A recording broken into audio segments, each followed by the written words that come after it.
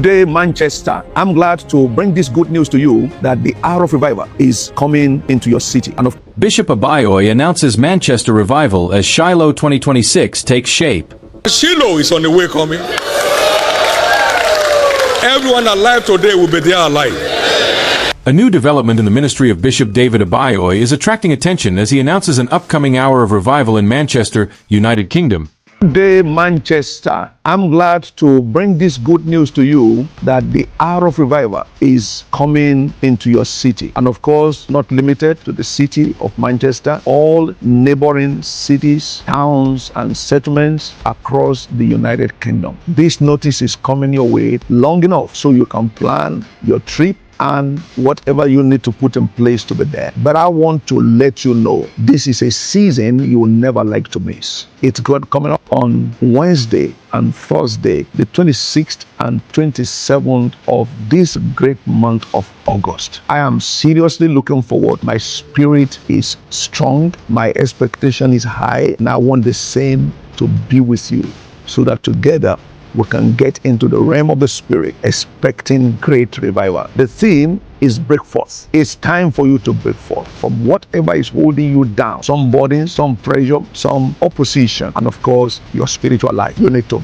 break forth into new realms. I can't wait to see you come join us. And as you are coming with your friends and acquaintances, all of your loved ones. And for those who may not be able to come to join us live, you can see all of the details of how you connect with us these 2 days. Morning session, 10 a.m. and evening session, 6 p.m. Looking forward to seeing you out there. God have you included in this. God bless you as you prepare and plan to come.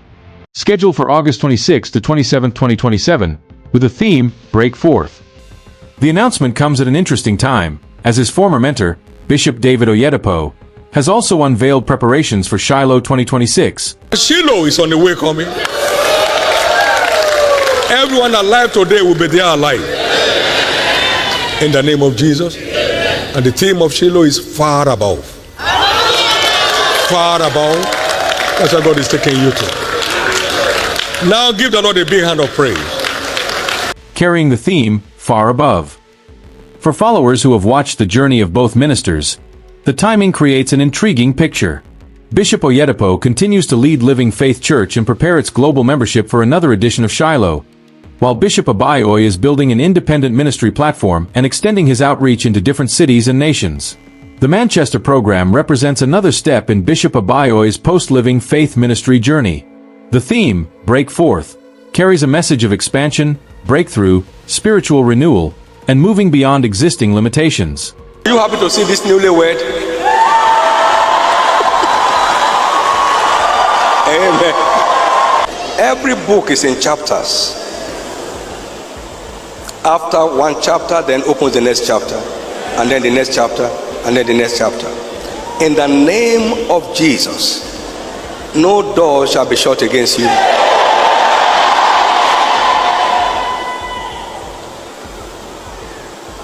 Every seed sown has a future.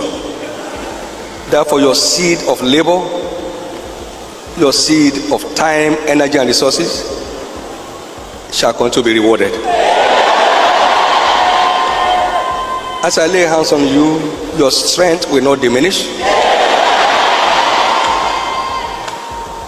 Your faith will not go down.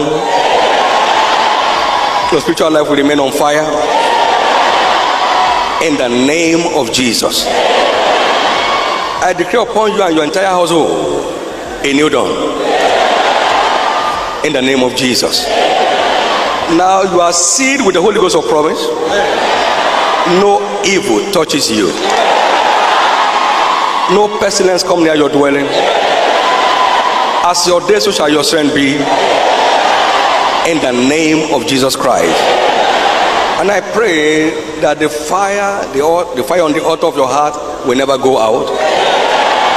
You keep casting wood into it every morning. In the name of Jesus Christ. So shall it be. The blessing of the Father and encouragement to prevail is upon you tonight. You want to prevail where others travail.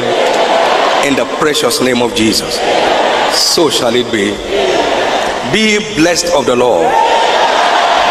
Be blessed of the Lord. Be blessed of the Lord. And be blessed of the Lord. In Jesus' name. Congratulations.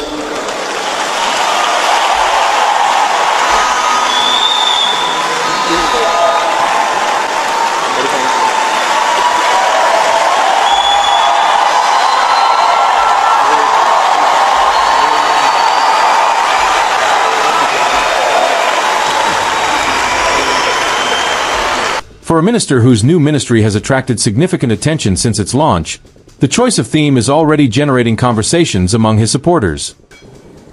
Praise the Lord. I'd like us, before we receive God's word this morning, to take this very clear statement, which is introducing us to what is commencing this morning. Understanding the fact that known to God are his works from the beginning of the world, as stated in Acts 15:18. There are things that happen that God has ordained. That's what the scriptures emphasizes. And with passing moment towards the end of the year 2024, the Lord started unveiling to me his divine purpose at different times, beginning with the mandate of Global Interdenominational Hour of Revival, Ministers and Leadership Conference, Sunday evening service, which is today migrating to Sunday morning service.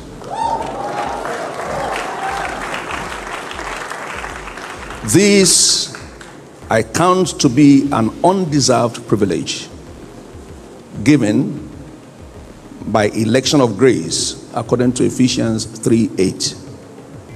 Unto me, who am less than the least of all saints, is this grace given, that I should preach the unsearchable riches of Christ. What is this move about? Having been counted faithful on the subject of stewardship by election of grace, God has commissioned me to carry out the following among others: to continue to inspire believers at all levels towards rendering selfless services to God and humanity. And number two, to carry out revival mission across the nations of the earth, with focus on spiritual awakening towards godly living, passion for God, dedication to kingdom services, heavenly consciousness, among others. Number three, to pastor destinies of men and women that God brings our way from time to time. May I make it very clear that the inauguration of this assembly is not in response to demands of people to start a church, but by emergence of God's eternal purpose, ordained from the foundation of the world, which is just coming to light at his own time. This is simply an offshoot of the Church of Jesus Universal, which keeps expanding and spreading across the globe in furtherance of the Great Commission, as commanded in Matthew 28, verses 18 to 20, and several other Gospels, for which I consider myself as a messenger of a fraction, as no one as a person can fulfill the entire Great Commission. On this final note, and to the glory of God, this assembly with the name Living Word Conquerors Global Assembly is hereby inaugurated this day, Sunday, 4th May 2025. In the name of God the Father, God the Son, and God the Holy Spirit. For the spiritual development, edification, and triumph of the saints globally. And let someone join me to say a loud amen. May I therefore welcome you specially to Conquerors Global Assembly. And everyone who witnesses this today will not cease to conquer. In all affairs of your life, you will be named more than conquerors. This means stepping into this assembly is stepping out of failure, stepping out of defeat, stepping out of calamities, stepping into endless triumph. Say with me, Conquerors Global Assembly. That's where you are now. In Jesus' name. Amen. I have prayed repeatedly along with our prayer team that only those who are ordained by God will be here. Because we are placed over different pastors, and we believe God that all who God has ordained to be with us and here will be blessed by the Lord, as others are blessed wherever God has ordained them to be. One body, one faith, one baptism, one Christ, one salvation. We're all traveling together to heaven. Just as you may enter FCT through different routes, through Kuba, through Nyanya, through Gwagwalada, we are entering into heaven together.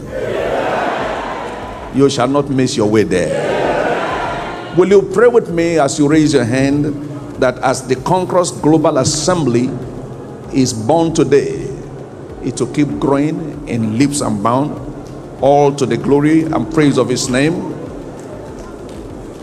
Somebody pray with me right now.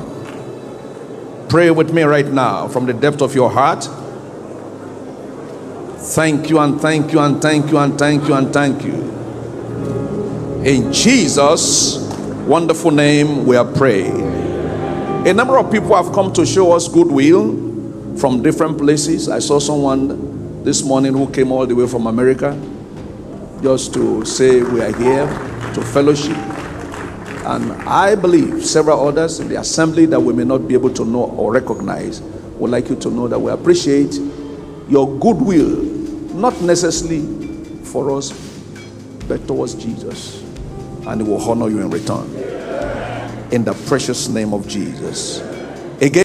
Meanwhile, Shiloh remains one of the most significant annual programs associated with Bishop Oyedepo and Living Faith Church. With Far Above as the 2026 theme, the convention is expected to bring together members and worshipers from different parts of Nigeria and the world for worship, prayer, teaching, testimonies, and spiritual renewal. The two announcements therefore provide an opportunity to look at two separate ministry journeys that share a remarkable history. Bishop Abioye spent decades serving within Living Faith Church before beginning a new chapter.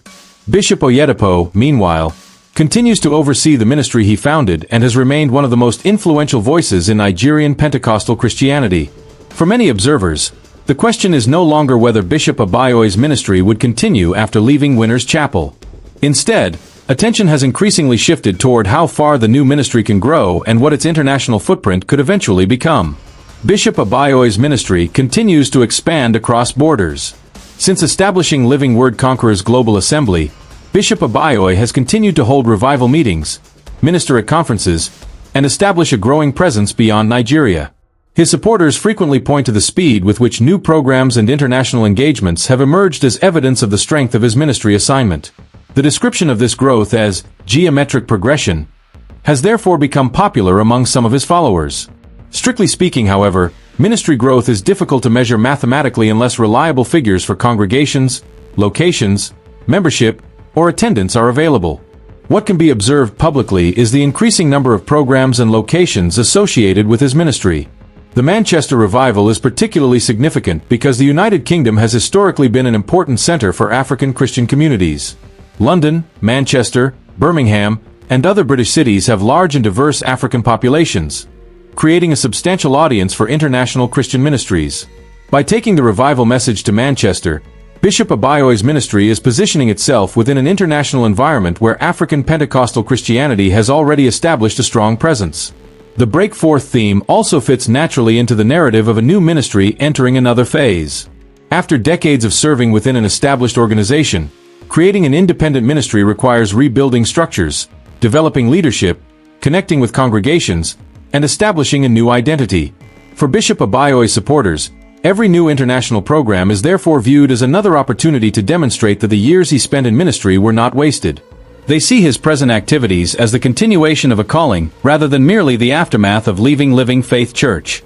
At the same time, it is important to avoid turning the development of the two ministries into a competition. Bishop Oyedepo and Bishop Abioye now lead separate ministry organizations, and the success of one does not necessarily mean the failure of the other. The healthier perspective may be to recognize that two different ministerial assignments can develop simultaneously. Oyedepo's Far Above and Abioye's Break Forth, two new seasons. The contrast between the two announcements has naturally captured public attention. On one side is Shiloh 2026, a major established program carrying the theme Far Above. On the other is Bishop Abioye's upcoming Manchester revival under the theme Break Forth.